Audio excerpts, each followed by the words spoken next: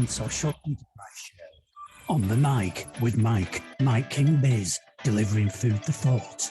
To find out more about the dynamic host of On the Mic with Mike, please visit his website at mikekingbiz.com. Mike King says, All I do is win, win, win, no matter what. Got money on my mind, I can never get enough. And every time I step up in the building, everybody hands go up.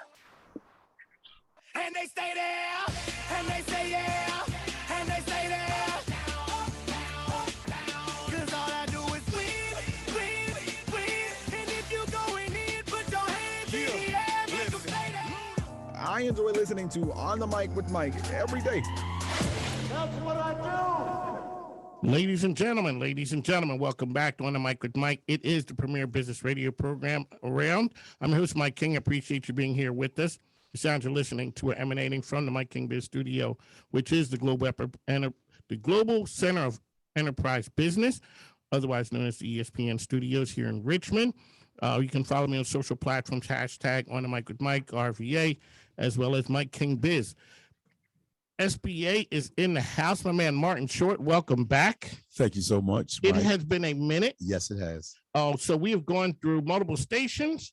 We are here at ESPN. We've gone through the pandemic, but today we are here, celebrating. It We're is National celebrating. Small Business Week. Week. Yes. Okay.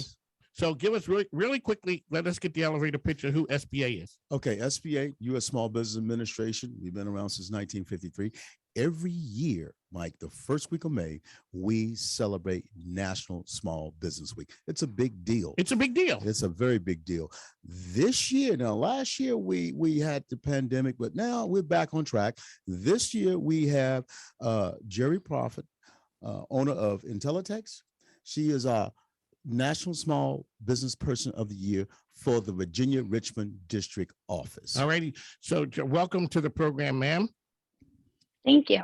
All righty. Thank you for having me. This is a business show. Let's get the elevator pitch out of the way so folks know who you are really quickly. Okay. So my name is Jerry Prophet. I'm the founder and chief executive officer here at Intellectex. We are a women-owned, service-disabled, veteran-owned, 8A certified by the SBA small business. We have a global information technology footprint, and we've been in business. In November, it'll be 14 years. So tell us about your journey. Were you always the techie? I have been in the IT industry since I was 17 years old, working for AT&T in a data center in Cheyenne, Wyoming. There you go. So you always had the bug as far as technology and how things work. Yes, so I refer to it as the information technology knack, if you will, which I think I'm also very good at identifying those of us who have it. So I didn't go to any formal training or anything. I just, jumped on a computer and it all made sense to me. So you are the award winner for the Richmond District. Talk a little bit about what it was like being a woman-owned business back then and how things have changed now as people see you as a role model. So, information technology is predominantly a male environment. So two things I'll say about that. One, my name is Jerry. So they're going to say it's a man already. They always, Yes. I don't know how many people have come into my office and assumed they were going to be meeting with a gentleman. So, as a female in this industry, it was difficult in the beginning. People don't always take you seriously. They assume that you're someone else.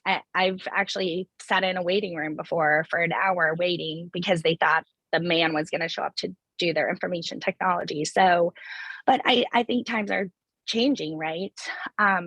Recently, we hired a new female engineer in our tech room, and we, throughout the 13 years, I can essentially tell you 2 times that I've had a female in my actual commercial division in the tech room working for me. And you see it across our government contracting as well. Now we have lots and lots of females.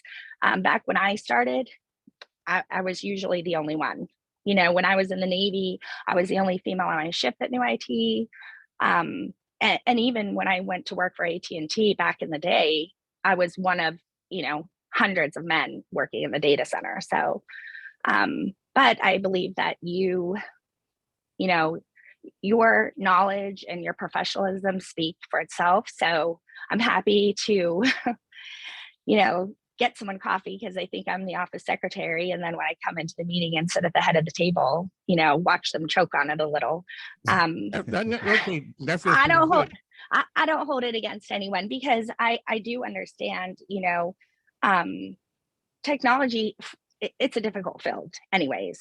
So the balance of work, personal life, I have two children two boys. So finding that balance, it's hard for any working woman today. So IT is a big field. What services do you guys offer?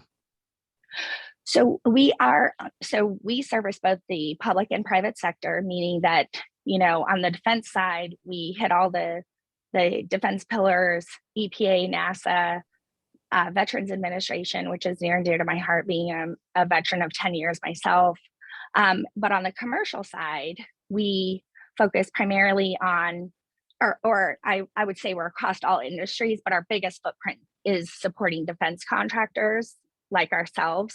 So we provide managed services. Basically, if you think of a company, their IT department is outsourced to us. So we do cybersecurity, cyber certifications, because that's a very big topic today, especially on the world stage. But we also do like their day-to-day stuff, changing printers, setting up printers, or, just changing a password sometimes. So on the mic, Mike King is here. Martin as well from SBA. Jerry is here with us talking. She is the small business winner of the Small business person of the year. Yes, I need to be winner. politically correct. Yes, sir. Yes, sir. I don't want to get in trouble. So, Jerry, a lot of times people always ask people, what did COVID do to your operation and how has it changed you? Well, I would say that as any company going through COVID, Intellectex is very much a people, customer, and employee focused, company. So, one, we wanted to be conscious of that and how stressful and, how it was on the employees. One of the things that I've always tried to focus on is essential contracts, both in the defense and then also in our commercial, with everybody working remotely, they really depended on us. So we didn't really have a point in time where the business wasn't there, but because of the nature of the jobs that we do for the federal government and the commercial clients, we still came into the office. So while we had a remote work policy in place already, that transition was easy.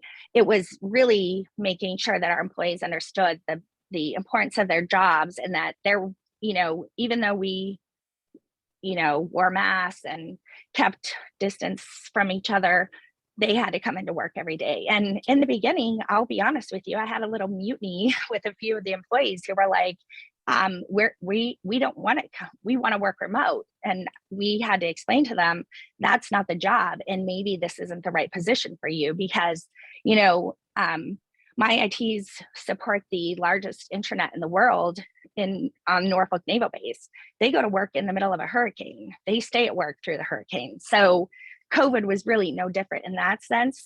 Our commercial customers expected us to be at work every day, answering their trouble tickets, setting them up for remote work, and supporting them as they supported their federal contracting customer, be it the Navy or what have you. But on the sense of, with every company out there right now, we struggle with finding good employees. So Martin's going to jump in a minute, but you are the award winner. Obviously, that is very big. Talk to us about setting the culture in an organization. So you come from the military, you're a mom, you have all those things. How do you set up a winning culture that survives a mutiny to let people know, hey, we ain't working like that? Yeah, so we were very careful. We were very family conscious. We had what we call monthly care calls, we care calls. That's what we Okay. called them. And so we took the opportunity on those monthly calls to explain what was going on to the employees. We sent out lots of messages to them, having, and I personally, if someone was out on COVID, I, got their dietary restrictions. We sent them a little care package. Because again, it's a very stressful time for people. And we certainly wanted, we are people focused. So our employees are our customers, just like our, defense contractors or what have you.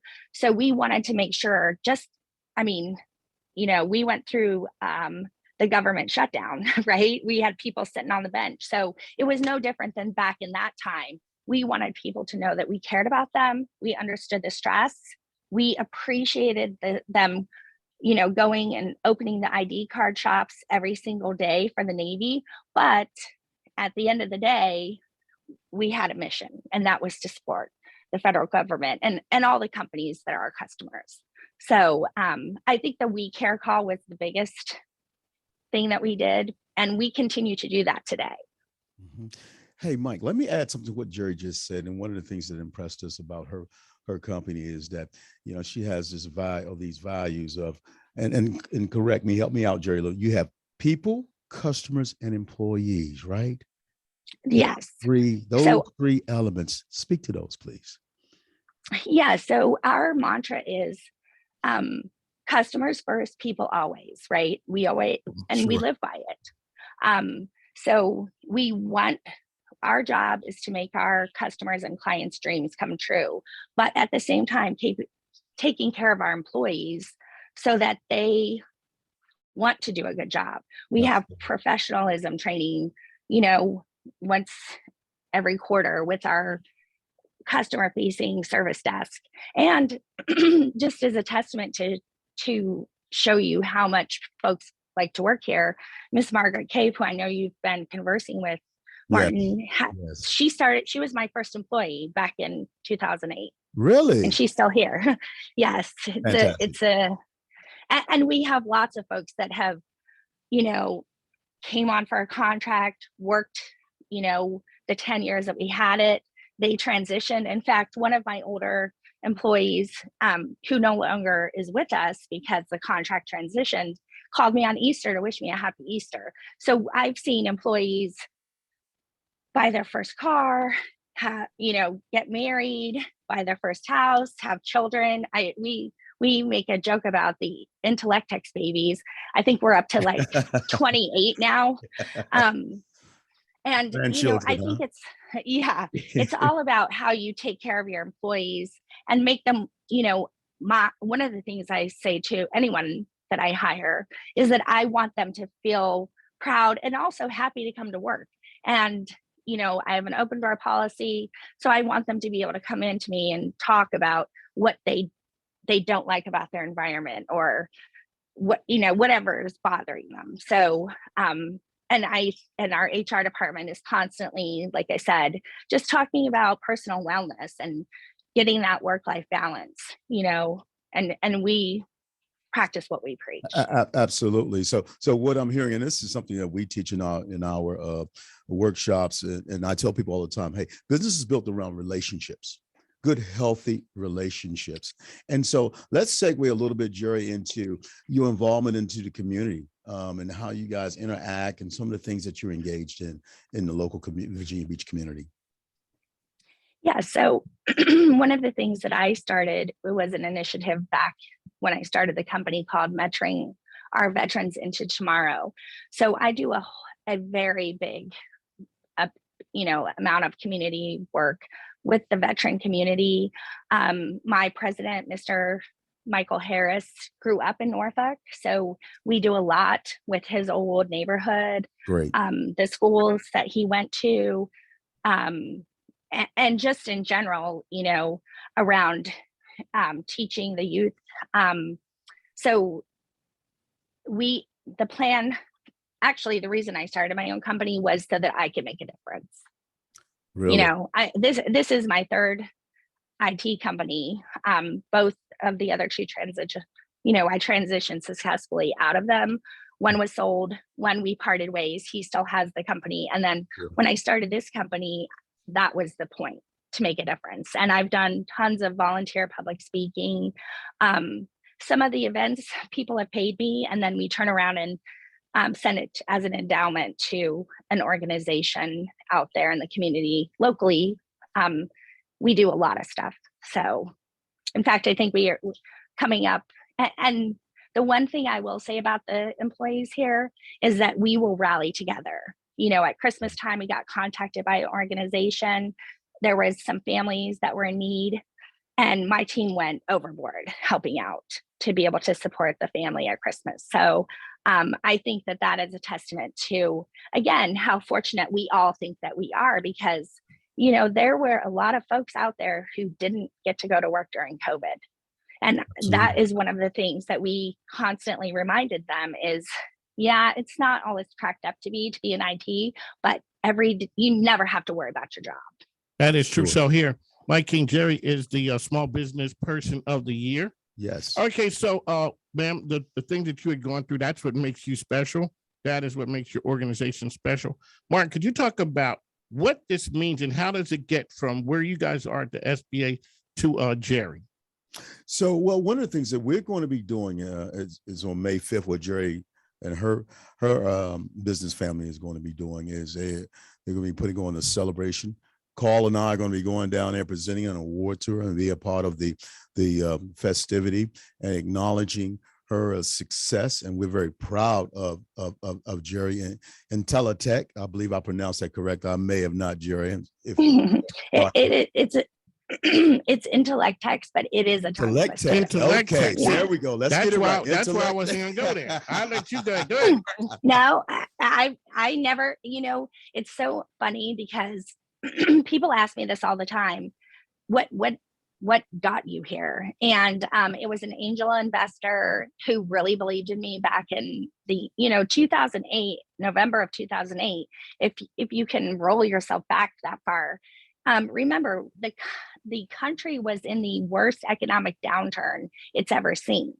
So when I started my company, people thought I was absolutely crazy.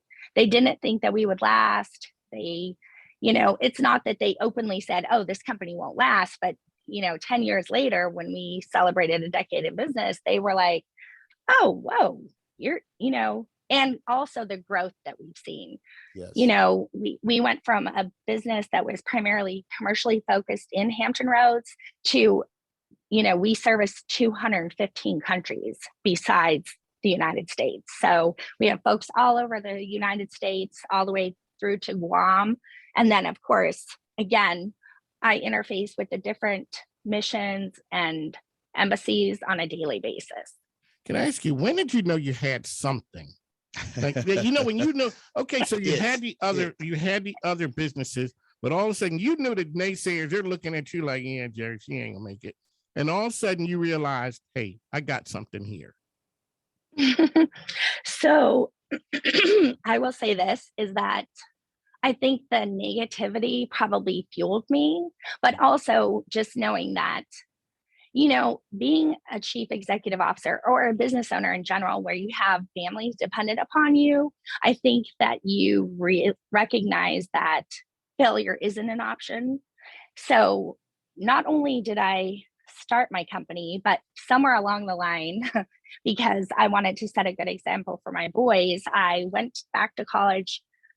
I had not even had a bachelor's degree. I finished my business degree, my master's, my MBA, while raising two boys as a single mom. So, when I hear other folks out there say, oh, well, I don't have time to go to school or I can't do this, I was building a successful business while getting a, 4.0 GPA, summa and magna cum laude, and raising two boys by myself. So I'm not saying I didn't have a village to help me because I had my company and everyone always pitched in, but if you believe you can do it, I believe you can do it. Do you know what I mean?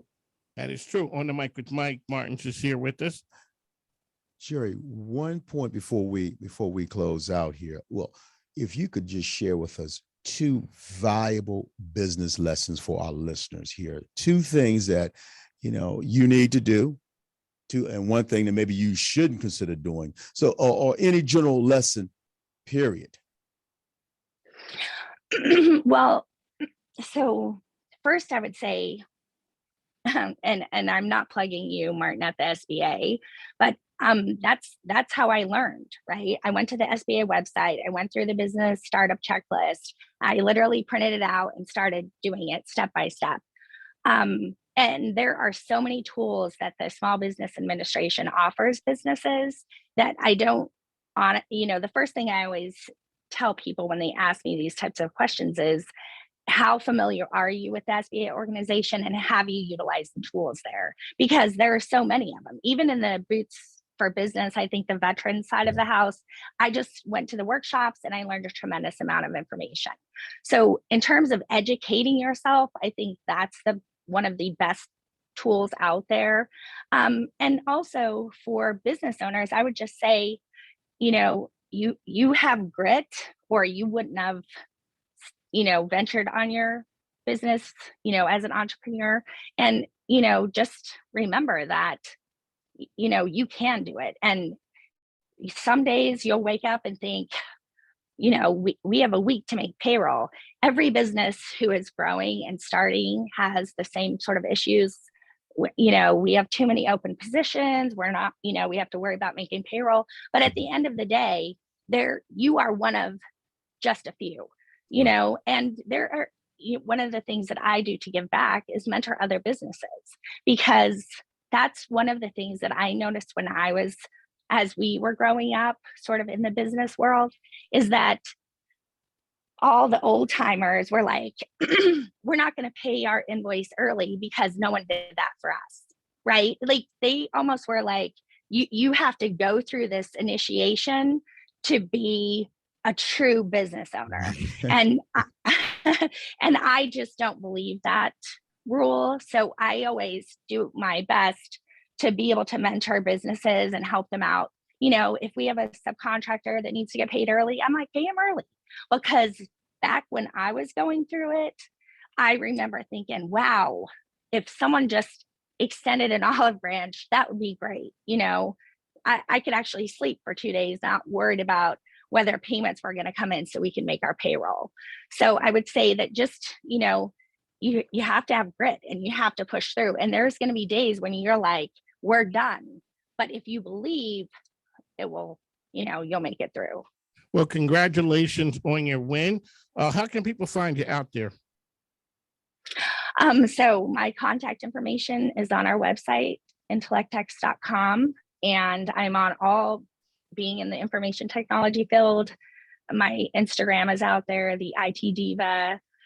I like that. I like that. I have lots. I like that one. I also am on another platform, the It Chick. And also, of course, I'm on LinkedIn, which is probably your business listeners. Most of them are going to be LinkedIn customers. So I'd really like to thank you for coming on. Martin, any parting words? We got to run. No, thank you, Jerry, so much for joining us. And we're looking forward to May 5th. It's going to be fabulous. We appreciate it. All right. Proud of you. All right. On the mic with Mike Martin. Thank you. Jerry, congratulations. Thanks now. Take care. Thank you. Bye.